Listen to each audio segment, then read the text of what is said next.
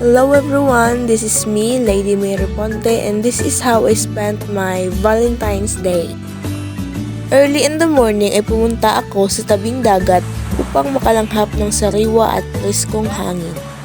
Nalakad-lakad muna ako sa tabing dagat habang ini-enjoy ang ganda ng ating inang kalikasan.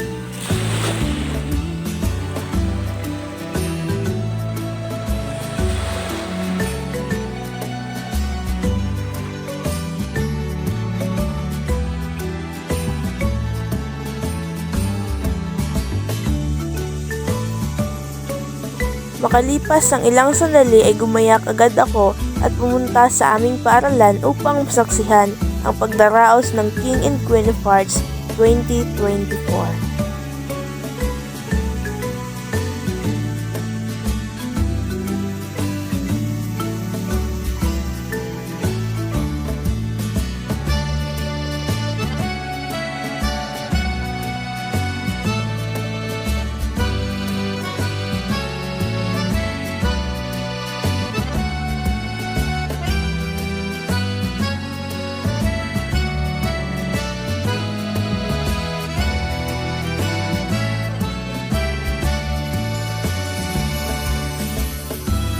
At pagkatapos ng event sa school ay tumambay muna ako saglit sa duyan sa may tabing dagat upang pagmasdan ang paglubog ni Haring Araw.